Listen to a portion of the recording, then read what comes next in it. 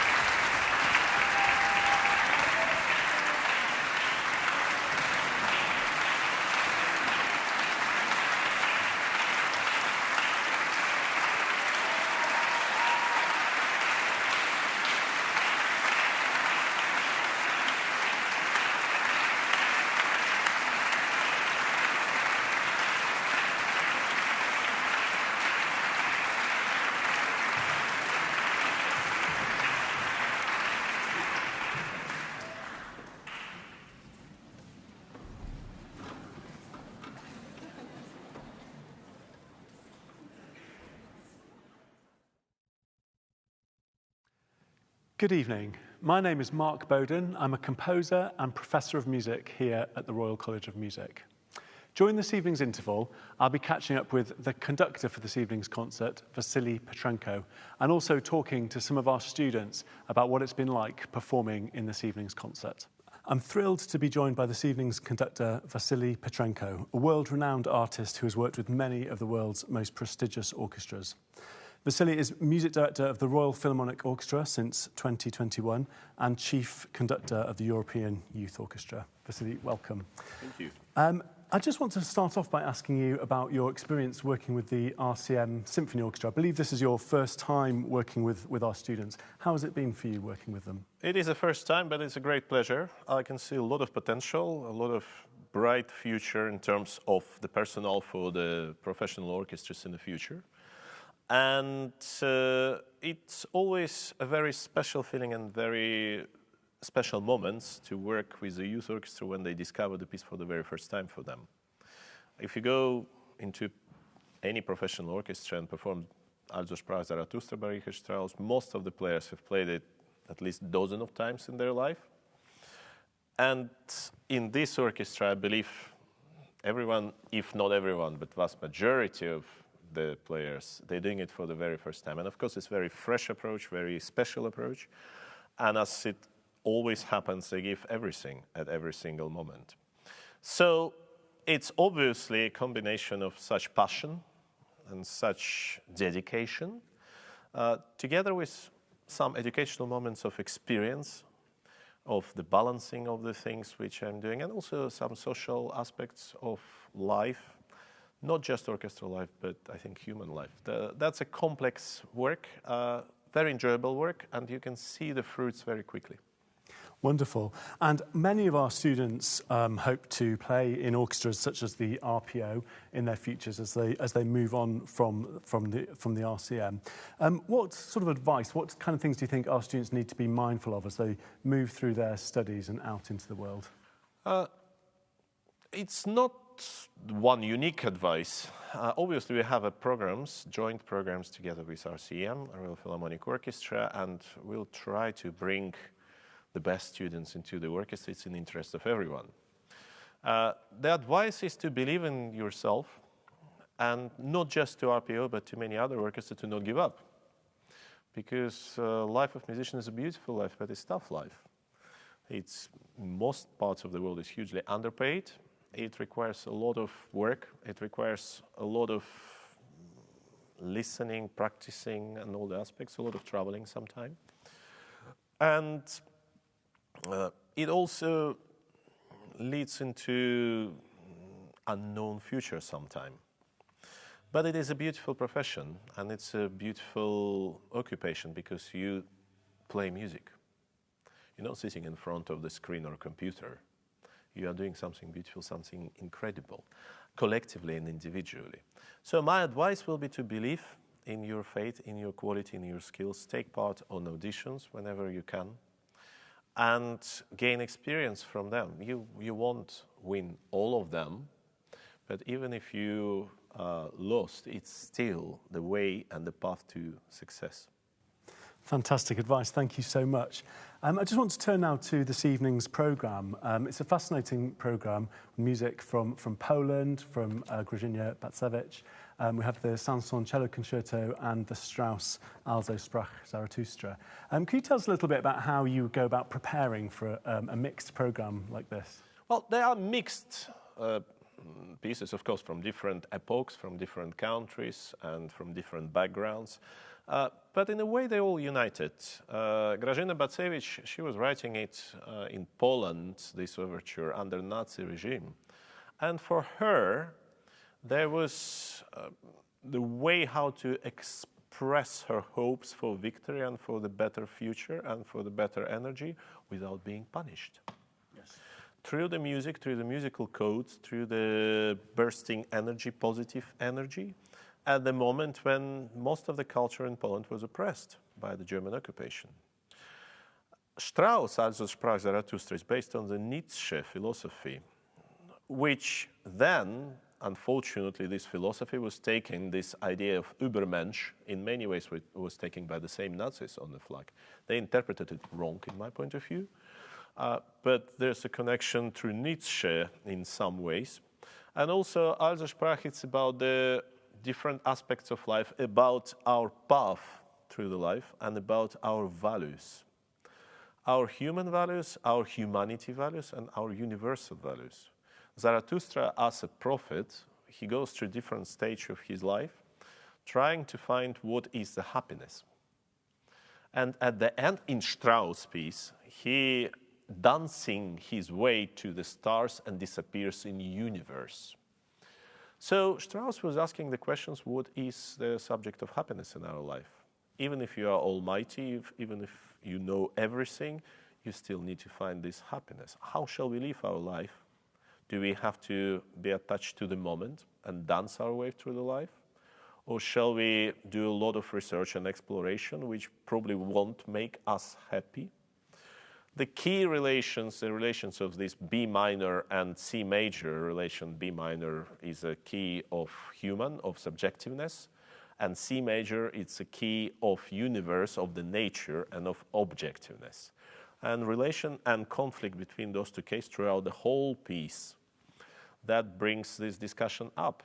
The B minor transforms into B major towards the end, and it sounds like almost like happy end, but then the trombones and strings with pizzicato asking this question. Is it really true? And this is a piece which always leaves this question to be answered by each listener individually and by each player individually. What is the essence and what is the truth of life and of existence? And then, of course, Saint-Saëns with his cello concerto in a very different, in a very romantic way, asking the same question. What is important? Is it happiness, which comes just at the end? Is it a struggle or nostalgia or some moments of sadness which are in the middle? Or is it love? And all three pieces, they're exploring these existential questions. Either under oppression, either at the moment when you're trying to become an Übermensch, or at the moment when you're just trying to find your way through the romance and through the different stages of life. Thank you so much. Well, I know you're rushing off now to another rehearsal for a concert this evening, so Vasily, Petrenko, thank you very much. Big pleasure. Thank you. I caught up with two of our fantastic RCM students, Amy and Olivia, to get a picture of what it's been like performing under Vasily Petrenko's baton. Olivia, could you tell us a little bit about how your experience has been studying at the RCM? I believe you did your undergraduate studies here, and now you've come back for postgraduate studies. Yeah, so 6 years, quite a long time.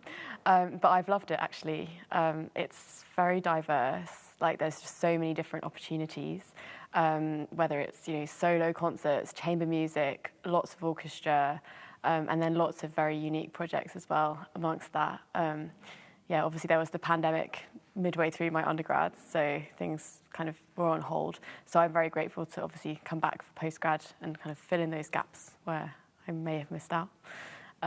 Yeah, so it's been really good overall. Fantastic. And what have been some standout moments for you, performance events? I think for me, just because I love orchestra, some of the orchestral concerts have been really, really great.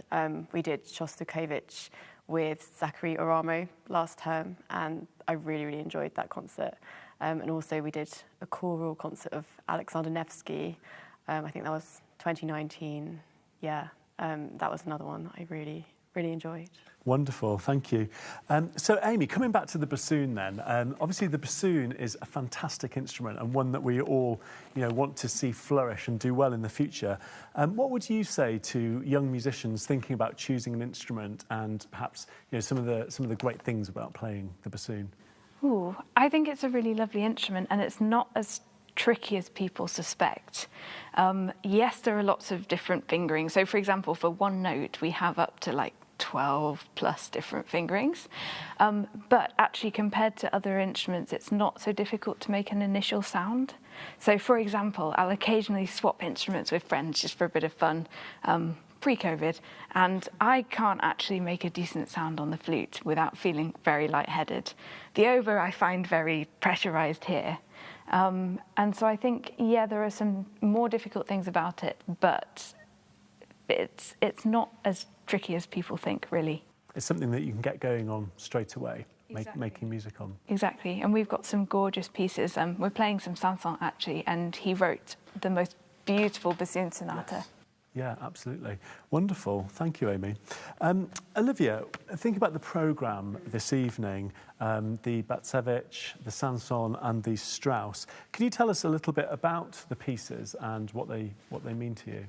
Yeah, well, actually, the Strauss, this is my second time playing it. I actually played it as a teenager in the National Youth Orchestra, and I think for that reason, I just have a lot of nostalgia about the piece. I really, really love it. Strauss is so amazing at writing for strings as well, so the parts are very challenging, but they're not so challenging that they're unplayable, so it can be very, very rewarding to actually get your fingers around all the notes, and then when you perform it, yeah, it's very satisfying. Yeah, and the Batsevich is also very satisfying in a different way. I mean, it's really fast and there's so many notes, but it's really, really nice to be playing a piece by a female composer. I didn't know her music or this piece before this project, so it's been really exciting to explore that. And then the Saint-Saëns is, well, also quite, emotional, but as a violinist and accompanying, it's a nice kind of interlude between the craziness of the other two pieces. So that's been my experience. Fantastic. And Amy, could you tell us a little bit about the bassoonist's perspective on this evening's programme? Sure. So what I really like about the Strauss is that he treats the bassoon as an equal to the other woodwinds. So all the tricky passages you see in the flutes and oboes and clarinets also end up in the bassoon.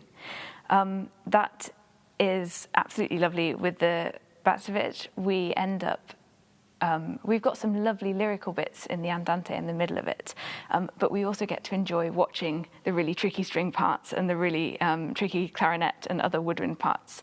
So it's a very nice balance.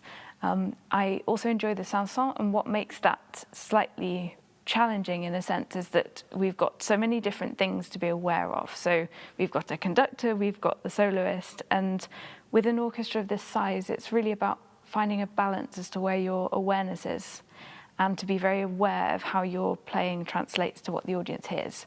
So there are times in this programme where we've got to play slightly ahead of actually what we're hearing, because if I play with the string parts that I'm hearing, then to the audience it will sound late. So that's the challenge of this programme, I think. Fascinating, thank you.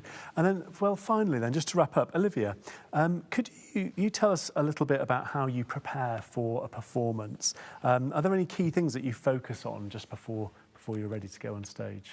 Well, I think the preparation is very important. So, I mean, not all situations are always ideal, but if I was in my ideal situation, I would start preparing for a concert much before the concert happens, so that you don't feel rushed. But then in terms of just when you're just about to go on stage, I think just remembering to enjoy it, and that the performance is to convey something to the audience, and just remember who you're performing for and what the purpose of the performance is, and that always kind of helps me to stay grounded. Yeah. Brilliant. Great advice. Well, thank you both very much. I know you've got lots of other things to be getting on with, so thanks for taking the time to talk to me. And yes, very, very, very nice to speak to you both. Thank you. I'm joined by this evening's soloist for the Saint-Saëns Cello Concerto, Shizuku Tatsuno. Shizuku is the winner of the RCM Concerto competition. This is a competition that happens each term at the college, and the winner of the competition is able to go forward and play a concerto with one of the college's orchestras. So, Shizuku, thank you so much for taking the time to chat with me. I wonder if you could tell me a little bit about your experience performing the Saint-Saëns Cello Concerto, perhaps something about the challenges and the rewards of playing such a piece. Yeah, sure.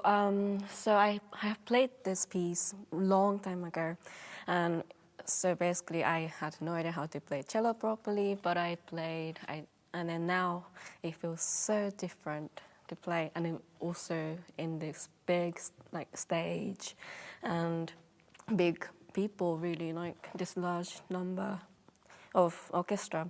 It's first time for me, so I was so excited. Also challenging how to play with them, how to balance with them as well. So far it's working so well, and I'm so excited. Wonderful, thank you. And just let's talk a little bit about the piece itself. I mean, can you talk to us perhaps about your approach to interpretation? How do you go about preparing a piece like this? So this piece is quite difficult to decide the tempos, because sometimes you find it quite not clear, and it's quite confusing. So people play it quite differently on the. If you search on YouTube, and the tempos are really different. So this time we have a short time to rehearse this. So yeah, it was quite hard to catch up with the tempo, especially. But yeah, it's so emotional as well. So I think I'm feeling the emotions with orchestra this time, so I'm so happy. Wonderful. And cello concertos are often quite notorious for having difficulties in the balance between the orchestra and the soloist. But with the Sanson, people often say this is one of the best orchestrated concertos, in that the cello really sings through.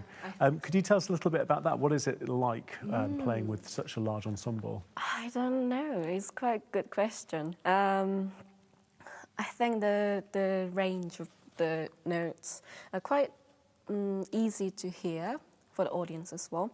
And sometimes we find hard to show the middle range of that sound, because it doesn't ring that well. But I think he used the most bright notes, and yeah, I think that's the reason. Do you think the key of the music? Maybe key, yeah, it helps as well, of course. Yeah, I think it's really really nice to sing that concerto, really. Fantastic. Well, it's great to hear about so much creativity just bursting out. That's absolutely wonderful. Shizuki, thank you very much for joining me. Thank you so much. I've come up to the organ console to talk to Ivan Leung, who is our organist for tonight's concert. Ivan will be playing in the Strauss Also sprach Zarathustra. Ivan, thanks so much for joining me. The Flentrop organ is a remarkable instrument. It's only a few years old. Can you tell us a little bit about what makes it unique and what it's like to play? Thank you for having me over, indeed. The organ is a particular instrument. So it was built by Flentrop in 2017, so it's about 5 to 6 years old from now. And what makes it special is it incorporates more like a Northern European accent of where you expect an organ sound like in the Northern European accent. But also, most importantly, it has a really flexible wind that you will see here on the organ, which is one of the stops that you turn on the organ, which it says wind.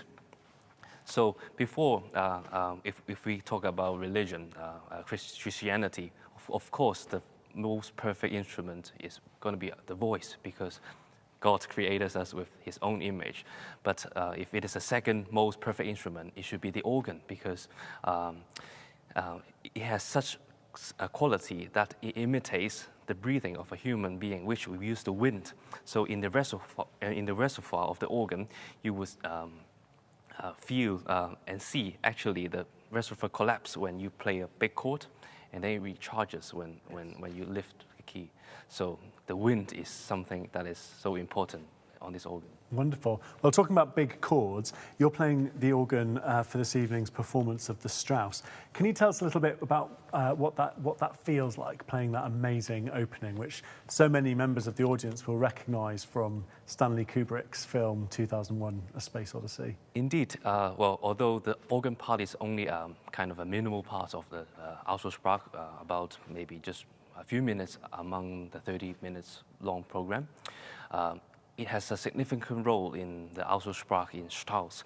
So the organ basically plays a big chord of C major and in the beginning and in the end, and in the middle section there's some doubling of the strings, which kind of fills in the gaps for the orchestra. I have to say, it has to be the most intense C major chord I've ever played before. So it's not only as Maestro Vasily did mentioned about the philosophy behind the piece, that the C major simply describes the nature. And in the middle section, where you have the A flat major doubling with the strings, simply depicts the whole Bible in just a measure of maybe 50 measures or something like this. So it's something significant. Fantastic. And an organist's life involves lots and lots of different skills, playing in different contexts and for all sorts of different occasions. What is it like being an organist with a symphony orchestra? Is there anything very sort of specific about playing in this context? Yes, indeed. So as you expect, an organ is usually in a church, which you will work with musicians, singers that sings sacred music mostly, that you would often or less often hear secular motets or other choral works.